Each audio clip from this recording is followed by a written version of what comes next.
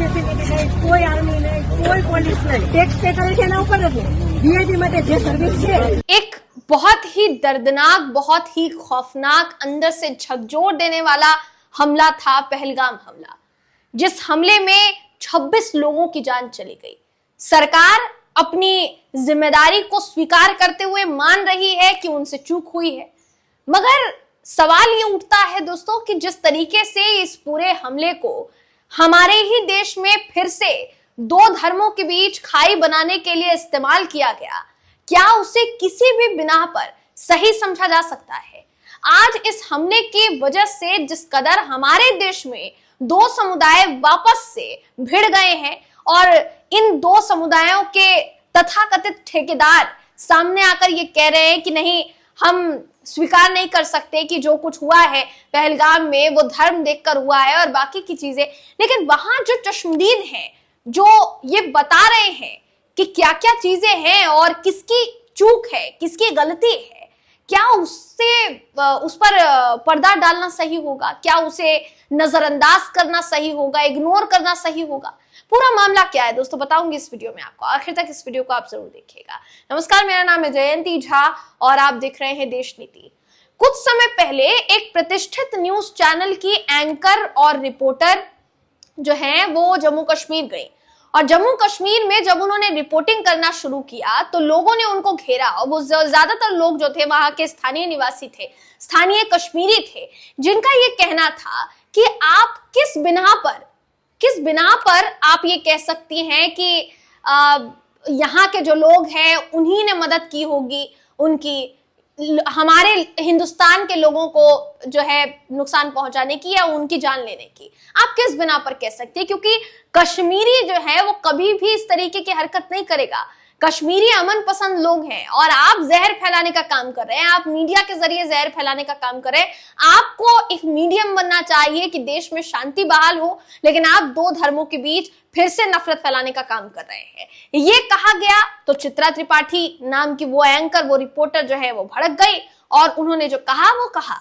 अभी फिलहाल के लिए सवाल ये नहीं है दोस्तों कि मीडिया जब जम्मू कश्मीर पहुंची तो उनके साथ क्या हुआ या उनको किस तरीके से ट्रीट किया गया। सवाल ये नहीं है, मुद्दा भी ये नहीं होना चाहिए। मुद्दा यहाँ पर ये है कि बेशक कुछ लोगों ने देखा है, कुछ लोगों के सामने उनके परिवारजनों को धर्म पूछकर मारा गया, इसको नकारा नहीं जा सकता। अगर वो ये कह रहे हैं कि उनके सामने ऐसा देखा गया है कि धर्म पूछा और आपका धर्म ये नहीं निकला तो आपको गोली मार दी गई, लेकिन उस एक वाकये की वजह से जिस कदर हमारे देश की मीडिया ने इस पूरे मामले को ही हिंदू मुस्लिम का एंगल दे दिया, क्या वो ठीक था? सवाल फिलहाल के लिए देखिए ये खड़ा हो रहा है। मैं आपके स्क्रीन पर आपको एक ट्वीट दिखा रही हूं, ये जरा ट्वीट आप देखिए।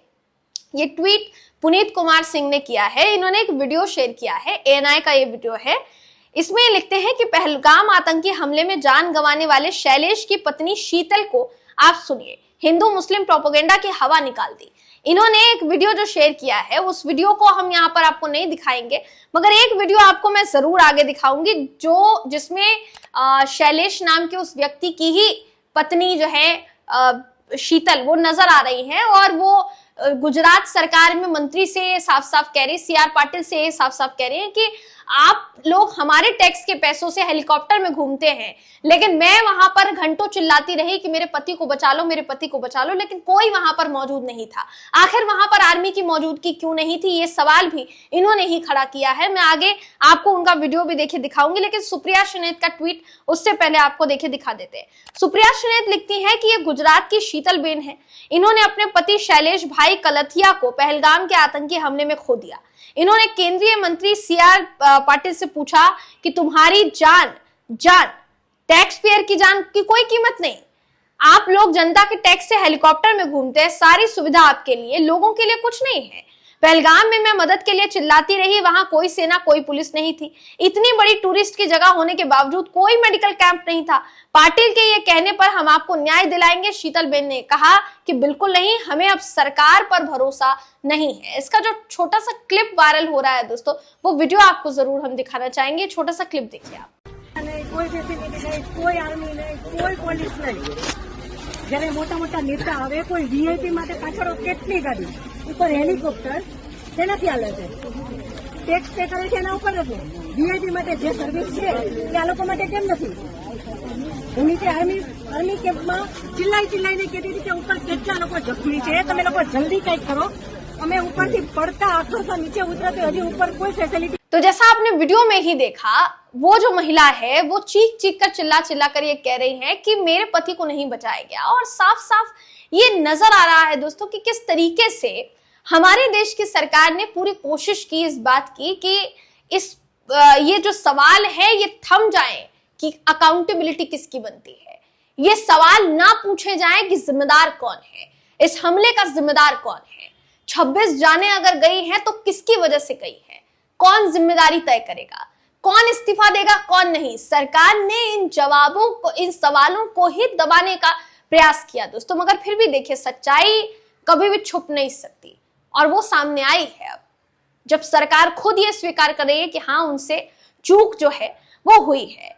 अब सबसे जरूरी बात यहां पर ये हो जाती है कि जो कहा गया और जिस तरीके के आरोप मढ़े गए हमारे हिंदुस्तान के मुसलमानों पर, वो कितने सही हैं। सबसे जरूरी बात यहां पर यह भी हो जाती है। सुप्रिया श्रीनेथी हैं जिन्होंने एक और ट्वीट किया जिसमें ये लिखते हैं कि जिंदा लोगों को बात करनी चाहिए, ये संकल्प है, ये एक पर्यटक हैं और हमले के दिन पहलगाम इलाके में ही थे। आतंकी हमले के बाद देश की मीडिया ने जिस तरीके से हिंदू मुस्लिम का जहर घोलना शुरू किया, वो देखकर ये चुप नहीं रह सके और सच बताने के लिए सामने आए। शाबाश संकल्प। इन्होंने संकल्प का भी एक वीडियो जारी किया है, वो वीडियो हम आपको नहीं दिखाएंगे, लेकिन उस वीडियो में संकल्प ये साफ साफ कहते हुए बताते हुए नजर आ रहे हैं कि हम भी यहाँ घूमने के लिए ही आए थे, लेकिन जब तक हम होटल वापस नहीं आ गए तब तक होटल वाले जितने थे, जो मैनेजमेंट था होटल का, वो हमारी चिंता करता रहा, हमें फोन करता रहा लगातार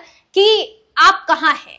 जब हम होटल पहुंचे तो हमारे परिवारजनों के जान में जान आई, हमारे कहीं ना कहीं हमें जान में जान आई। हॉस्पिटल वाले जो, माफ कीजिएगा, होटल वाले जो है वो थोड़ा निश्चिंत हुए कि चलिए एकदम स्वस्थ जो है वो वापस लौटे हैं। लेकिन सवाल उन्होंने ये भी उठाया कि आप पूरे दिन, मैंने मीडिया में देखा कि मीडिया में कैसी कैसी बातें चल रही है, किस तरीके से एक समुदाय को इसका जिम्मेदार ठहराया जा रहा है, कश्मीरियों को इसका जिम्मेदार ठहराया जा रहा है। मगर जो कश्मीरी हमें सराखों पर बिठाने के लिए तैयार है, जब हम यहाँ पर आए, तो आप उनको इसका जिम्मेदार कैसे ठहरा सकते हैं। जिन परिवारों ने अपने परिजनों को खोया है उनके प्रति जितनी भी संवेदना व्यक्त की जाए, जितनी भी उनके लिए कामना की जाए कि उनकी आत्मा को शांति मिले, उतनी कम होगी। मगर क्या वो लोग जिन्होंने इस पूरे के पूरे हमले की वजह से अपना रोजगार, अपनी रोजी रोटी सब कुछ छोड़ दिया या मजबूर हो गए इस बात के लिए कि अब वो क्या करेंगे, आगे उनके लिए क्या विकल्प है, कोई ऑप्शन है क्या उनके पास? कोई व्यापार का दूसरा ऑप्शन उनके पास नहीं है। वो कश्मीर से पलायन करके दूसरे राज्य में जाएंगे तो आज दूसरे राज्यों में कश्मीरियों को लेकर क्या माहौल चल रहा है दोस्तों, ये बताने की जरूरत नहीं है। ज्यादातर राज्यों से तस्वीरें सामने आ रही है। हिंदू संगठन के लोग कह रहे हैं कि कश्मीरी किसी भी कॉलेज में हमें मिल जाएंगे तो उनको मार मार कर भगाया जाएगा, मगर वो आप ही के तो देश का हिस्सा है। सबसे बड़ा सवाल यहां पर यह खड़ा होता है।